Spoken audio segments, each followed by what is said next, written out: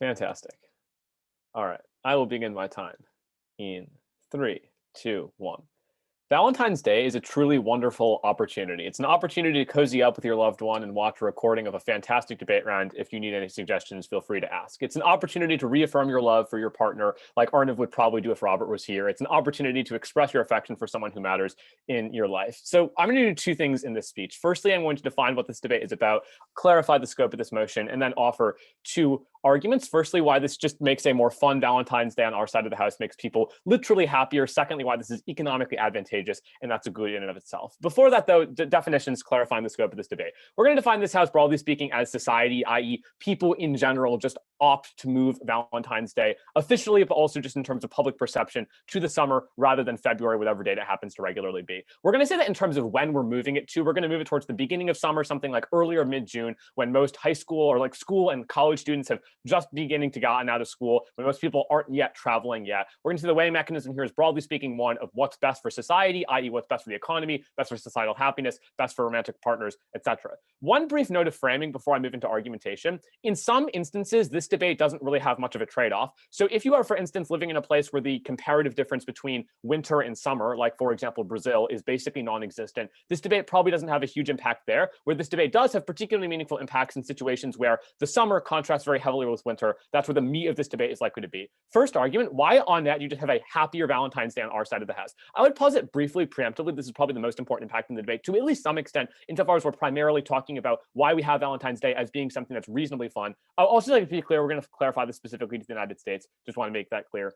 It seems the most plausible. So first argument then, why does this lead to a more fun society overall? I have roughly 9 mechanisms here. The first mechanism is just that, broadly speaking, the summer is warmer and therefore means that you can celebrate outdoors. Insofar as oftentimes in winter, you're physically shut out, you're physically isolated. If there's 2 feet of snow on the ground, you can't drive out to see your loved one. You can't celebrate as easily. Comparatively in the summer, when it's warmer out, when temperatures have gone up, you can do things like swimming, you can do things like party, etc. It's just a lot easier to celebrate, which I think that means that the warmer atmosphere just on net makes people in general happier, which is why a lot of people just generally do find themselves a happier person when it's not constantly dark outside. So on net, people are just happier during Valentine's Day on our side of the house. Secondly, longer days happen in the summer, which is particularly meaningful for celebrating Valentine's Day, i.e. you just have more time to physically be out celebrating, not just with your own loved one, but also with other people, just gives you more time to celebrate. Thirdly, this is really important, you have a lot more free time to celebrate Valentine's Day on our side of the house, especially as a younger person, i.e. a student. When you have to spend 8 hours of your day, for example, at school or potentially at a debate competition, it just limits the aggregate amount of time you have to engage in Valentine's festivities, to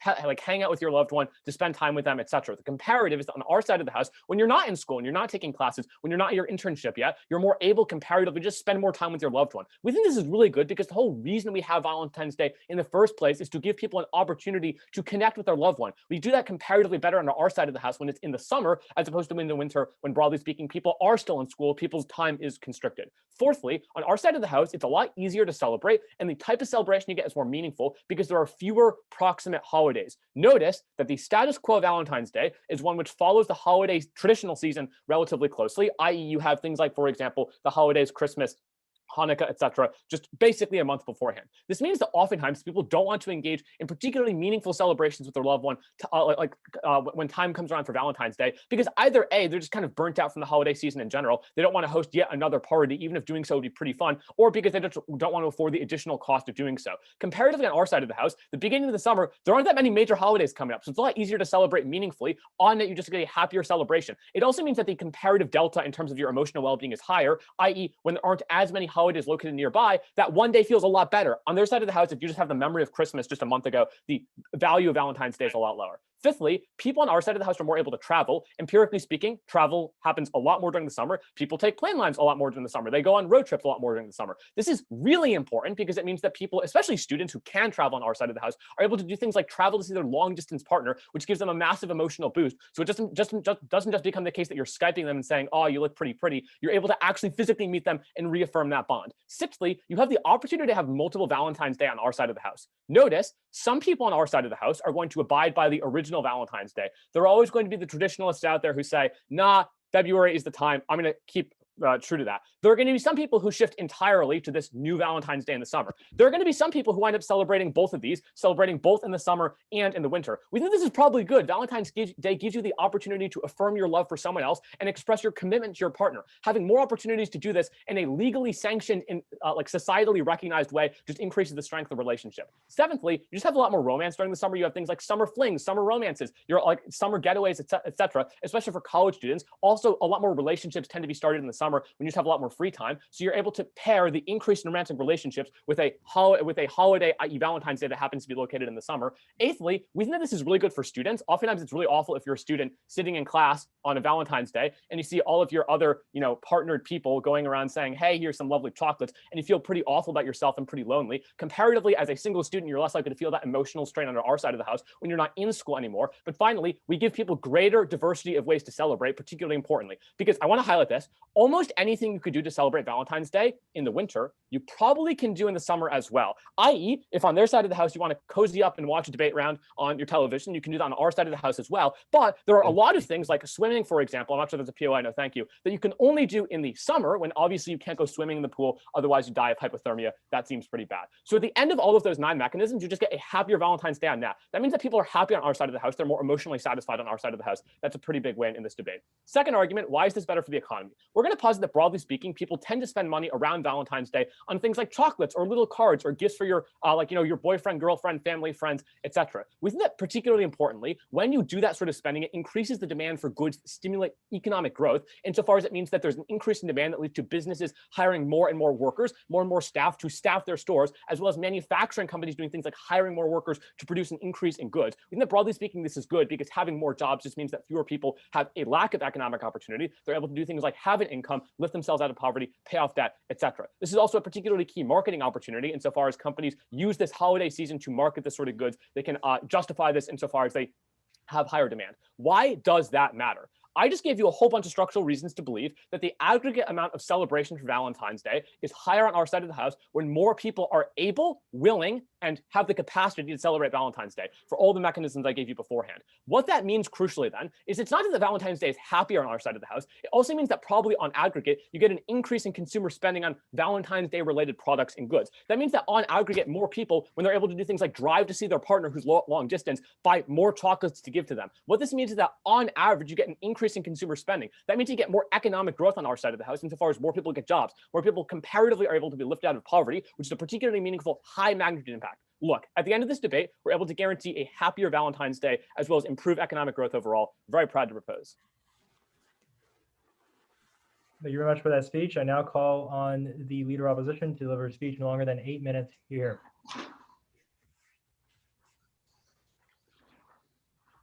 Okay. Is everyone ready? Let's start now. Critical assumption inside government's case. They think people don't celebrate relationships in the summer in the absence of Valentine's Day. Judges, I'm telling you that's not true because of all the reasons they tell you that it's easier to celebrate relationships in the summer. Literally take their first contention. We think a lot of these things are probably true, but in the end, because it is easier to celebrate relationships in the summer, you don't need the incentive of Valentine's Day to create all of these demands they talk about in their second contention and to increase the amount of relationships that are celebrated. But on the comparative, for all the reasons they tell you it's hard to celebrate in the winter, you need an added incentive to celebrate those relationships. That's why you oppose, because we give you that added incentive to celebrate relationships in the time where it is hard to celebrate relationships. And so you do go the extra mile, right? To go and engage your loved ones. I think that's where side Gov's case collapses on itself. Let's go into some stuff. First of all, they agree with us. Valentine's Day is good. That's great. I don't have to give my arguments for why it's good. So I think an important part of deciding this round is that the framework is not simply like, oh, net benefits. I think they have to prove a significant benefit. Why? I think it's crucial to note that they are literally trying to change in a tradition. I think traditions have a lot of intrinsic value in it of themselves, where they're a way where humans like sort of like divide up the year into different events. I think a lot of humans have just normalized that Valentine's Day is during February, and that's how they plan out their year, right? And so what ends up happening is when you change the day of a celebration, you end up disturbing this tradition at the point where you can cause a lot of backlash and confusion among the people. So I think they need to prove not just that there's like some marginal benefit that could happen, they need to prove that it's worth overthrowing a tradition that doesn't create that much of a harm, right, to change how when we celebrate Valentine's Day. Another preemptive response I want to make before going into our case is Ryan does this like really interesting thing in his first contention where he goes like, oh, some people celebrate Valentine's Day in February, some people celebrate it in the spring, and then therefore it's the same. I don't buy this analysis because this fundamentally avoids the burden of the motion. They're telling us that they want to move Valentine's Day, not that they want to Valentine's Day. I don't think they can make this argument because they're saying they would try to move Valentine's Day to summer, that they can't say like, oh, we want Valentine's Day both in the winter and the summer. POI. Engage with the motion. Sure, I'll take your POI. Insofar as Valentine's Day is kind of just like a socially acceptable date, we can't fiat like what's going to happen after most of society moves towards doing it in the summer, right? So if you can't fiat that people will move over, I just tell you that traditions are the reason people move over. You have insolvency, you have no benefits because no one moves over to the summer. Because if we just tell you that traditions have a lot of value, and I'm going to explain to you why in more detail why people don't change traditions, then if they claim they can't fiat people changing when they celebrate Valentine's Day, their case collapsed on itself because they have literally no solvency at the point that no one's going to want to celebrate Valentine's Day in the summer.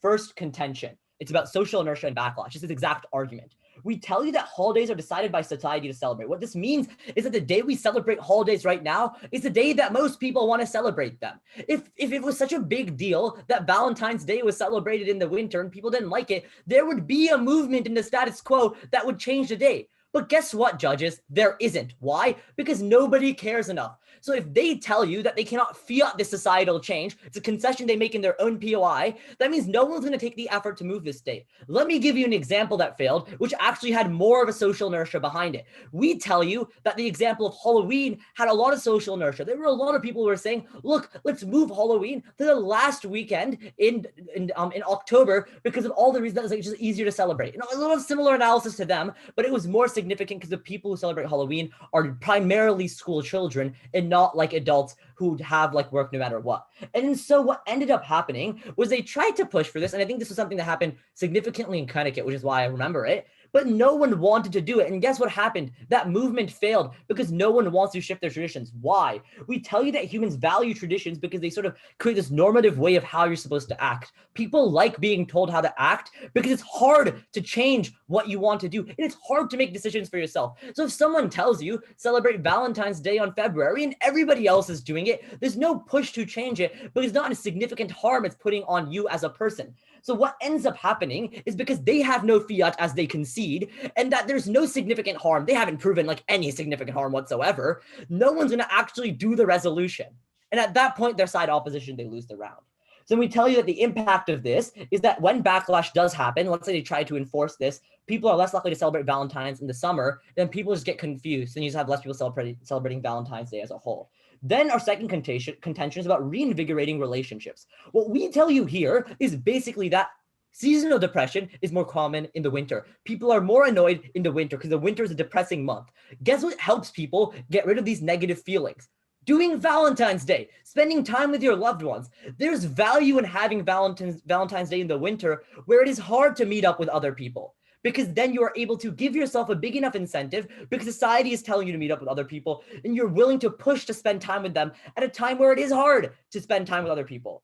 So you get this additional benefit where you reinvigorate relationships in a time where there isn't as much of an incentive and there isn't as much of a push to do so without the existence of Valentine's Day. So we tell you under this impact, we're probably getting better celebrations of relationships because in the summer, it's easy. You can go out with your girlfriend anytime you want. You go out with your boyfriend anytime you want. But during the winter, it's harder. And therefore, giving this incentive that's pushed by society is an increased likelihood of relationships being celebrated year-round, which is probably a net benefit to the stability of all of these relationships. Let's go on to their case. They tell us, okay, summer is warmer and you can easily celebrate outdoors. True. We already tell you that people are more likely to celebrate relationships in the summer, right? We can say that their first contention is true at the point like their warrants are true, but the impact isn't true. because their world's going to have less people celebrating relationships. Why? Because I think Valentine's Day is a significant incentive to celebrate relationships. I think we all agree to that. But then the question is, okay, in what time zone is it less likely that people are celebrating relationships anyways? Because there's always going to be some diminishing marginal returns effect in terms of the incentives to do something, right? And at some point, like an added incentive doesn't provide as much value anymore. So in a world of summer where you have free time, where you have all the things you can do, where you have longer days, etc., we think there are a lot of incentives to go out and celebrate your relationship. So this added incentive of Valentine's Day gives you less incentives in a comparison to how much incentives we get out of putting it in winter, because in winter, like they say, it is harder to celebrate those relationships. So what ends up happening is in our world, you have more aggregate celebration of relationships because people in the summer still celebrate their relationships. People don't just stop dating each other in the summer, Judge. People still celebrate their relationships then. But further, I just want to turn one argument.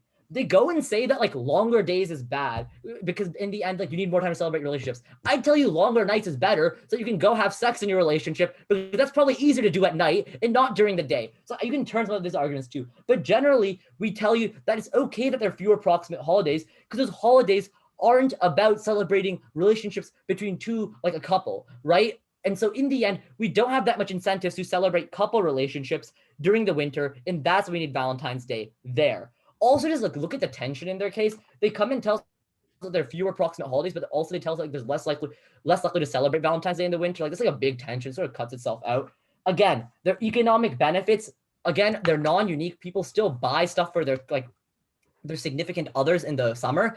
But actually, again, if anything, it's harder to buy stuff in the winter. And so when you want to place an incentive, right, that's going to happen like in one way, whether it's in the winter or it's in the summer, let's put it in the place where there's a lesser incentive so you can gain more economic boost out of it. In the place where there's a lesser incentive to celebrate is the winter. So I think a lot of Gov's case doesn't matter because it really just helps side opposition. And you can give a lot of those impacts they talk about to us because they never prove that people don't celebrate relationships in the summer. And the reason they can't prove that is because that is false. People do celebrate their relationships in the summer. So proud to oppose.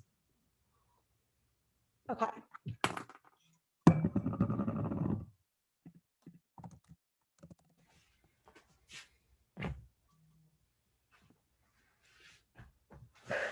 Okay. The order is going to be our case and then their case. Actually, sorry. I'm gonna go their case and then our case. Is anyone not ready? Going to start my time now. Today, I am proud to affirm shifting Valentine's Day to the summer because this helps the economy and makes the holiday more fun. So first of all, I'm actually going to talk about like the definitions and the weighing mechanism. The negation responds to our weighing mechanism of net benefits by basically saying we need to prove a reason to shift.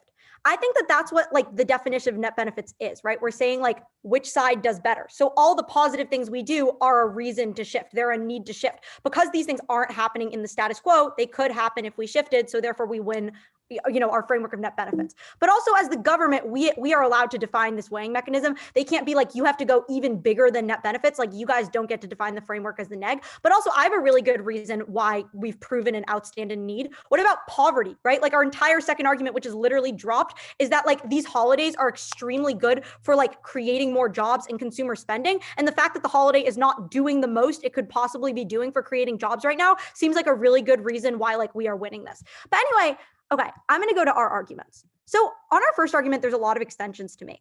The first extension is about weather. There's like no response to weather. It's more fun to be celebrating Valentine's Day when it's warm. Then in response to the argument about longer days, there's some discussion about how you could do fun things at night in the winter.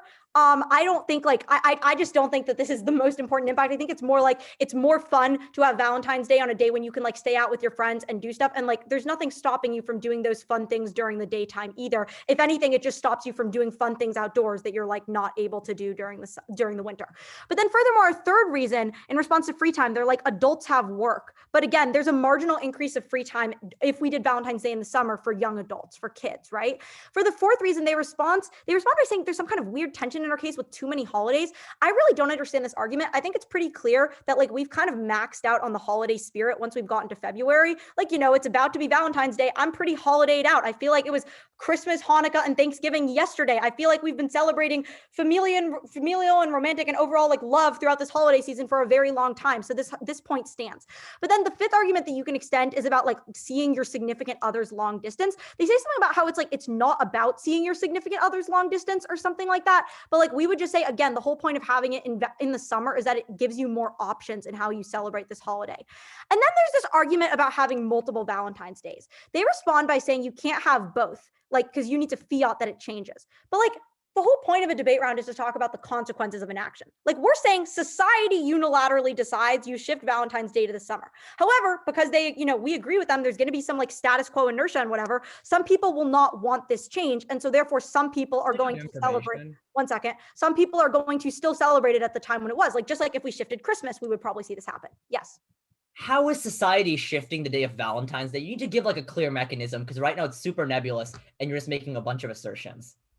Like, I don't think that the specific mechanism for how we're shifting Valentine's Day matters. It's talking about whether we would shift Valentine's Day. Like maybe if you want to get really specific, we should have the Catholic Church, which I'm pretty sure is the only actual organization that like calls as a holiday, be like, now we're shifting it from St. Valentine's birthday to the summer. I don't really care, but I don't think that's actually the issue in this debate. Anyway, and then you can also extend the argument number 7 about how the summer is more romantic. And then a really big extension to make is about preventing harm for single students, right? This is like a really unique benefit of not having this in the winter, but specifically having it in the summer so that you don't have a really negative mental health impact for single students who have to like see all the coupled up students celebrate this holiday in school. And then basically economy is actually really huge because I know when I get to their case, I'm going to have to talk about this whole like more love versus less love. People already celebrated in the summer stuff. But then the economy argument is a very unique benefit where it's basically like people don't spend a bunch of money on Valentine's themed merch in the summer, right? They do spend money on Valentine's merch in the status quo on Valentine's Day, which is in February. But Ryan gives you really good analysis as to how people are not spending as much as they could be spending right now on Valentine's Day. This is because it is right after holiday season. People have exhausted their spending budgets because they've spent a ton of money on Christmas. They've, you know, maybe spent money on expensive Thanksgiving celebrations, Hanukkah, whatever you celebrate. Also, a lot of people have come back from like winter vacations and stuff. So not only are there all these reasons you can look to in the first argument as to why it's like a less fun holiday in the summer, which leads to people like doing less, or sorry, in the winter, which leads to people doing less extravagant celebrations. But also there's just the fact that people are like really burnt out on spending in general because it's just been the holiday season. So therefore, if we moved it to the summer, we would see that people would have more money because holiday season was further away. They'd be more excited about the holiday for all the reasons I give you. And therefore they would be spending more money on it. More consumer spending, as we talk about, leads to increased jobs, which leads to the alleviation of poverty, which is probably the #1 impact in this round because it's more important than like a couple people being mad that Valentine's Day got shifted. Okay, now onto their case. So they basically say people already celebrate relationships in the summer. But basically, like I actually would non-unique this because I think that even if we moved Valentine's Day to the summer, I would say that the holiday season writ large, for example, Christmas and Thanksgiving, they celebrate many different forms of love, everything from romantic love to familial love. Like there's a reason why there's all those lovey-dovey Christmas movies. We definitely do not also need Valentine's Day. At this point, it's overkill. But also people have relationships. They don't necessarily celebrate them. Valentine's Day is what makes them celebrate that relationship. So we think it would be a lot more fun to have that done in the summer, given all the factors we lay out in our first argument. Furthermore, we would say that lots of people start doing romance-related things when there's one day of these festivities, and we think that there's generally just like better circumstances to start that in the summer. And then they talk about like, and then furthermore, I just want to state right now, I think Valentine's Day right now is blatantly non-romantic. Like it's super cold. Winter is not particularly romantic. Like it's hard to go outside if you live in, you know, a place where it's cold. You have school, which is just going to make you like super depressed if everyone else is celebrating with their couple and you're like single. It's overall really not romantic. And also you are coming off of the holiday season where like there's been plenty of like lovey-doveyness, right? So it's like actually to distribute the love, it would probably be better to move the Valentine's Day celebration to the summer when love is a natural thing to happen, but then you can like specifically celebrate it and do more for it and have this specific day happen in the summer. And then they have the second argument about social inertia and backlash. like, this is really defensive, right? Again, I just need to prove that it would be like good for the world to shift it. I don't need to prove that there's some like massive additional burden, like as to why it's really bad now. Also, the thing is, like, literally no one cares about why Valentine's Day is in February. Holidays aren't celebrated because it's like a good time to celebrate them. They're celebrated because specific ancient stuff. Like, for example, pretty sure this is celebrated on Saint Valentine's birthday. It's not because it's a fun time to celebrate it. Saint Valentine was literally born then. I think maybe it's, you know, we're due for an update on this dating.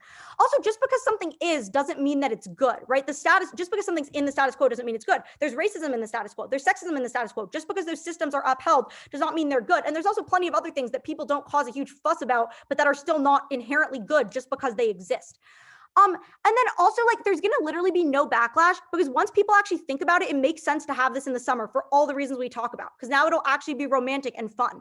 And then yeah, okay. And then furthermore, on the last argument of seasonal depression, I think the key thing is this gets so much worse with Valentine's Day being celebrated in school. The vast majority of high schoolers and like middle schoolers and whatever are single, and same with college students. The vast majority are single. So what happens is when you celebrate this holiday in school, you see like a massively depressing impact, because people, like, you know, feel really jealous of seeing others with their significant others. Versus in the summer, if you want to distance yourself from Valentine's Day celebrations, you don't have to be at school when it's happening, right? It's something that happens and you like don't have to, you know, celebrate it if you don't want to. It's not something that's going on in school. So that probably outweighs the seasonal depression of the minority of people who actually are like coupled up and have relationships.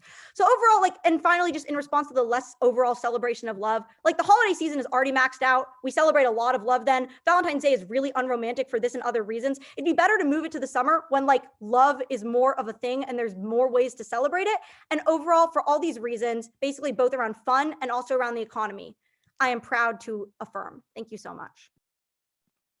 Thank you very much. I now call on the member of opposition to deliver a speech no longer than 8 minutes. You're here. Okay, I'm gonna start with like top of case and then go into gov case and then op case. Time starting now.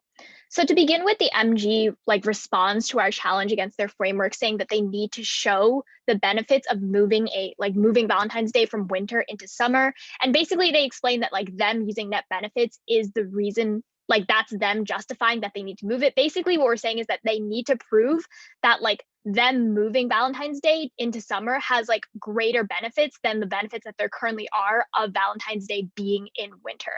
So going into the gov case, their first contention about like having a better Valentine's Day, basically they say that we don't respond to any of their warrants, but the thing that happens in the LOC they don't respond to, which is like basically we turn all of their warrants by saying all the reasons they list about like summer being more romantic and winter not being romantic because like summer has longer nights, summer is like warmer, there's better weather. All of these warrants that they provide, we turn them because we say that this allows for people to already celebrate their relationships in the summer, and that's currently happening in the status quo. However, on the other side, the reasons that they provide for why winter is supposedly unromantic because it's like cold, people are physically separated. This Valentine's Day provides an incentive for people to actually celebrate their relationship in a season like late winter where people are generally neglecting their relationships because it's just difficult to celebrate them. And so this incentive is extremely important, and they ignore the like analysis that Arnav gives you about diminishing marginal returns, how like both sides agree that Valentine's Day is universally beneficial to relationships, but like the disparity between like summer and winter is that it's more beneficial in winter because that's where like end of winter is where relationships are being neglected. Meanwhile, in the status quo with Valentine's Day in winter, relationships are already being celebrated in the summer. So then they like make all these reputations about how like school makes it difficult for people to celebrate Valentine's Day in winter. We think that like it's not really true because like people can celebrate Valentine's Day like on the weekend. Like similarly, if it was in the summer, people would also celebrate Valentine's Day on the weekend if they can't do it during the like weekdays. They also make this big argument about how like the holiday season is too long and people are tired out after the holiday season. To begin with, like we don't buy that this is true because like a lot of people celebrate Valentine's Day in the status quo anyway. But on top of that, even if you do buy this like analysis that they give you about how like the holiday season is too long, a lot of people are tired out after it. If anything, that gives you an incentive to keep Valentine's Day in winter because it actually like gives people like it makes people pay attention to their relationships because they're tired out, and so they're less likely to like pay attention to the relationships if you move it from out of winter because people are already celebrating these relationships in the summer and we don't need like additional holiday because the like impact there is much more smaller. And then They talk about how like students are single and like it makes them sad to be single in winter. Like students are going to be sad either way. And then, okay, so to go on to their second contention about economic benefits. So basically, like Ryan gives you this warrant about how people like are going to spend more money because they have like more money in summer because they have less money after the holiday season. We can turn this argument by saying like, to begin with, like we don't think there's a massive increase in the amount of like money that's being made. They say there's going to be like a huge increase in jobs, like it's going to benefit the economy. People already spend a ton of money during Valentine's Day season, but on top of that, like the fact that they say that people aren't spending as much money, that just shows an incentive that like people aren't paying attention, are not going to pay attention to their relationships in the winter. And so like again, we can turn this argument and like all of the arguments about like people being burnt out so they're not going to spend money, like these can all be turned, because if people are burnt out during February, then we need a mechanism or like a day that is actually going to make them pay attention to these relationships. And I think like a lot of the assertions that they make are based off of the idea that like because people are burnt out during the winter, they are burnt out during the current Valentine's Day. But like we like to make the claim that like yes, people get burnt out, but like during Valentine's Day, people actually like are not burned out during that day, because this like Valentine's Day is significant and they're like, oh, I need to pay attention to my significant other on this day. And so that actually like breaks up the monotony there. So going into the neg case, our first contention about like social inertia and backlash, they basically say that like the holiday season is based off of our first contention about social inertia and backlash. They say that like holidays aren't celebrated because it's a certain time of the year. They say they're celebrated because of like religious significance. Like, to be honest, nobody celebrates Valentine's Day because it's Saint Valentine's birthday. People celebrate it because they just know that it is Valentine's Day. And because it's no, thank you. Because it's been February 14th for so long, like people relate Valentine's Day to like cold weather outside, snow outside, like snuggling up and watching a debate round with your like significant other. People have this tradition like ingrained into their heads now. And so them saying that like, oh, people celebrate Valentine's Day because it's Saint Valentine's Day, Saint Valentine's birthday, we don't buy that assertion that they make. And then they also say that like, okay, so for our second contention about reinvigorating the relationship, they say that like the holiday season is enough romance. We don't need any more of that. But this is like, to begin with, it's like pretty significantly after the holiday season. This is like late winter, where it's like the most like desolate time of the year. Nobody's like, there's a lot of like seasonal depression during this time. People aren't paying attention to the relationships. So we need a day of the year to actually break up this monotony and like make people pay attention to their partners. And then they also say that like Valentine's Day isn't romantic in the status quo. I think we strongly disagree with the statements. Like Valentine's Day, the reason why Valentine's Day is so successful in the status quo is because it is romantic. Like the whole like rosy picture about Valentine's Day being like nice and like in the winter and it's like cold and you snuggle up with your partners. Like the reason why we have that image and the reason why people are spending millions of dollars a year on Valentine's Day merchandise is because the status quo successfully like paints Valentine's Day that way. It is romantic in the status quo, and we don't think you should buy the assertion where they say that it's not romantic, because they don't provide any mechanisms as to why it's not romantic other than the fact that it's like cold. So then to go into our like to look at the debate from a larger scope, I think the main thing you're going to be voting on here is the fact that like all of their warrants that they give you for why Valentine's Day should be put in the summer are all based on the assumption that like Valentine's Day, like because the summer is already romantic, we should put Valentine's Day there. But the reason why you shouldn't buy this mechanism is because since the summer is already romantic, there is no reason for us to move Valentine's Day there. Whereas like end of February or mid-February is like end of the holiday, end of the winter season, it's not romantic. So like people actually need a day to like pay attention to their relationships. And so there's like the diminishing marginal returns analysis that we give in the LOC. They can't really respond to this in the PMR because like we already like stated it in the LOC, they don't respond to it. And so basically the impacts of moving Valentine's Day to summer are much smaller than the status quo benefits of keeping Valentine's Day in the winter. And so that's like the main thing they're going to be voting on here. Even if you don't buy that, then their only impact is the economic benefits. But like realistically, this doesn't have much warranting behind it other than the fact that people like supposedly are out of money because of the holiday season. But like we see that in the status quo, there's already a ton of money being spent. Even if you don't buy that, we think it's outweighed by the fact that like there aren't like the social inertia, we think that it outweighs the like minimal amount of economic benefits you're going to get from this. Realistically, you're not going to get millions of jobs because Valentine's Day is being moved to the summer. And like on top of that, Valentine's, like I already said, Valentine's Day already makes a ton of money for the economy. There's no need for us to change this. And then referring back to our framework, like LOC says that they need to actually show that the net benefits, specifically economic in this case, are like, they need to prove that this is a significant enough reason for them to move Valentine's Day. And with that, I believe I'm almost out of time, so I'll end my speech there. Thank you very much. I now call on the leader of opposition to deliver the final speech for the opposition side, no longer than 4 minutes. Here. Okay, 7 ready? 2 fatal errors inside government advocacy. A, they misunderstand the entirety of our arguments. They try to extend their first contention, not realizing how we already turned them into arguments for our side. They don't respond to the crux of our analysis, which is that in a time where you have less incentives to celebrate, that is a time where you need something pushing you to celebrate your relationships. And that during a time when you already have so many incentives to celebrate and spend time with your significant others, you don't need an additional mechanism to push you to celebrate further. Second error. Maya tells in a POI that they have no fiat to make people actually listen to what this change is. I think this basically concedes that side government is going to look like side opposition, because I give you a bunch of analysis about why people listen to traditions and have a hard time breaking out of them. I give you the example of Halloween, and literally what do? They ignore that, right? So because they don't have fiat to actually enforce it, that just like Maya tells us, they're not going to have anyone change their behavior because no one changed their behavior for Halloween. So why would they try and do it for Valentine's Day, for which there are actually significantly less mechanisms or reasons for why you would want to change your behavior? Now, onto the framework net benefits. One crucial observation. The economic benefits and the amount of celebration are intrinsically linked at the point that you spend money to celebrate your relationship. This is an LOC argument that they drop, and that's why Maya thinks we didn't respond to their econ argument. We didn't have to respond to their econ argument because econ is a link to celebration. The more you celebrate, the more you spend. The less you celebrate, the less you spend. So all we have to do is there's more aggregate celebration in the opposition world, and so we win the econ there too.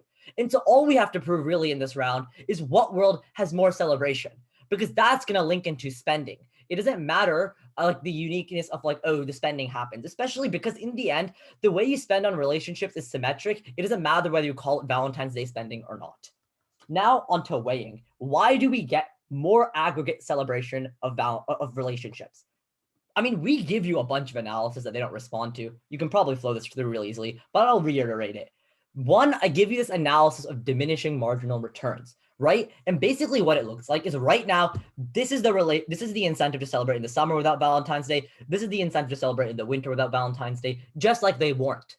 And so when you add this extra incentive, right, this extra constant incentive to both scenarios, the effect of the higher incentive thing is going to be less. There's going to be a lesser incentive added because you already have so much of an incentive to celebrate in the summer. And so adding on the same constant incentive is going to be less effective during the summer. And that means overall, in terms of celebration during the winter and the summer, we're going to see more aggregate celebration because of this diminishing marginal returns analysis that they don't respond to. That means Ryan cannot refute it. And that means we get more aggregate celebration. But we don't even need that, right? We just tell you that we have this backlash argument, which tells you people are probably just going to disengage from Valentine's Day if they see you trying to change to traditions that are ingrained in society. I give you, again, a lot of analysis in the LOC, where I tell you how we need structural celebration time so that people can actually know when to celebrate, especially in a time during the winter when you have your jobs and everything taking away time from really celebrate. What is the comparative? As they tell you in their own case, during the summer, you have so much time to celebrate. It's not hard to find that time. So you don't need some time set out that has you socially expected to celebrate your relationship because you already can celebrate it in the status quo. People already celebrate their relationships to a large extent in the summer because it's easier to do so. Their arguments about single students being sad don't make a whole lot of sense because the single students still see those same people throughout their whole school year in relationships. Like, this is super marginal. Don't let them try to turn this into some death weighing point, because that's really lame and not in the spirit of this round. realistically, the question is who creates more aggregate celebration, because that's going to link into both the econ arguments and the relationship arguments. And I think it's quite clear that we do. And any analysis that they're going to try to do to refute this stuff would be very new because Maya doesn't deal with it. So proud to oppose. Thank you very much. I now call on the Prime Minister to deliver the final speech of the round. No longer than 5 minutes. Here. Give me 1 second. I'm just going to turn the light on so that I'm not a dark silhouette.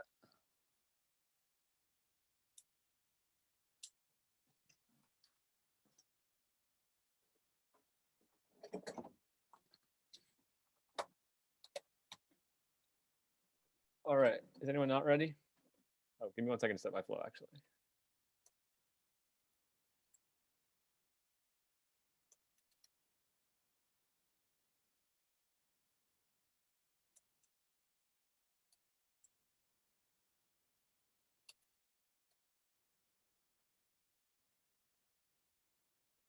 All right.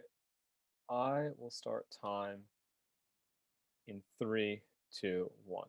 To be very honest, I really do love Arnav, but at this point in time, I don't think he's getting much love after this, because I think the absolutely largest failure in opposition's case is to vastly over-exaggerate the most likely impacts of Valentine's Day. I want you to think for a moment about opposition's argument that comes specifically from OpBlock, which is just that if you have a failing relationship, there's going to be a day in February where you celebrate, and that will come to the rescue and save it. What I want to highlight is that the most important impact in this debate in terms of magnitude is probably what happens to the 90% of relationships that are going well, that are reasonably good. Where is the marginal utility the greatest? Point of order. Point of order.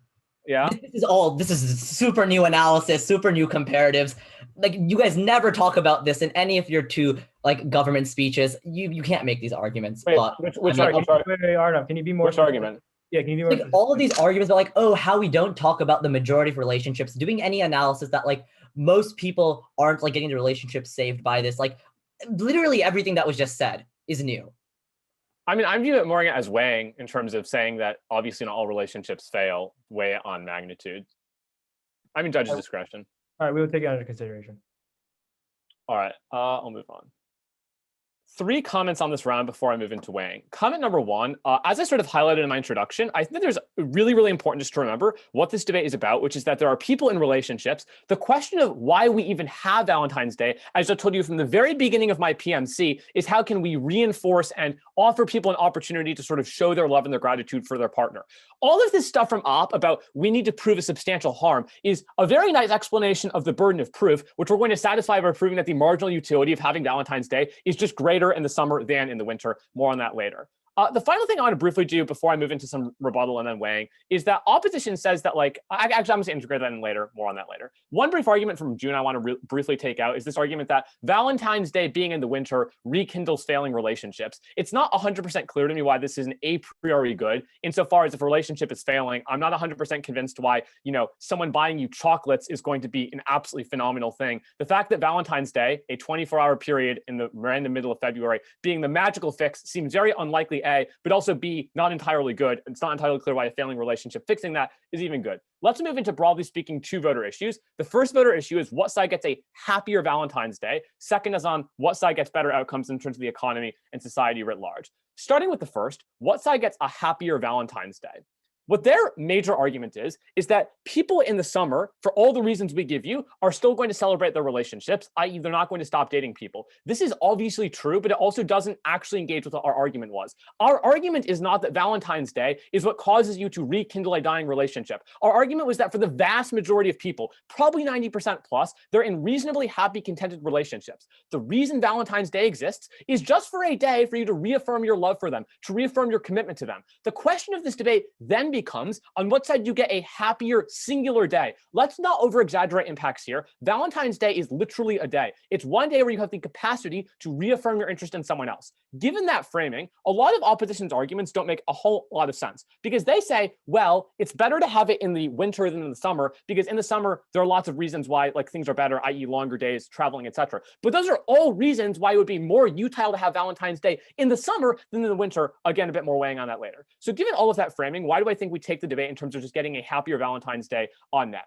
The crucial framing I want to point out is all the reasons we give you coming out of PMC, why you just have a much greater capacity to have a meaningful Valentine's Day. Two specific extensions, though, I want to highlight. Firstly, is on long distance relationships. It is just literally a lot easier on our side of the house to have a meaningful bond and a meaningful connection with a person that you love when you have a long distance relationship. To be clear, if opposition is right and Valentine's Day is so magically beautiful, that gives you the opportunity on our side of the house to rekindle a relationship with someone a long ways away. Massive magnitude impact. But secondly, we give you a whole lot of structural reasons, even independent of that, why on our side of the house, you just have more time to spend with them. You're not in school. You have the literal capacity to just do things like swim in a pool, etc. All of those are reasons to believe that the on-net utility you derive from Valentine's Day is much higher on our side of the house.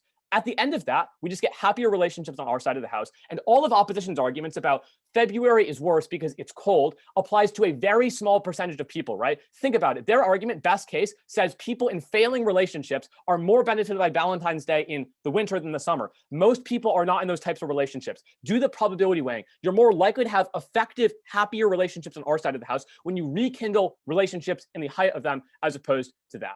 Second major thing I want to talk about here then is about economics. And what June briefly says in response to this is, well, you get more celebration on their side, but that misses all of the mechanization I gave you from PMC, why people just do things like travel more on our side of the house, where they're more likely to engage in spending on goods and services, etc. Why they just have literally more time, which means prima facie you wind up spending more money on goods and services. Why is this crucially important?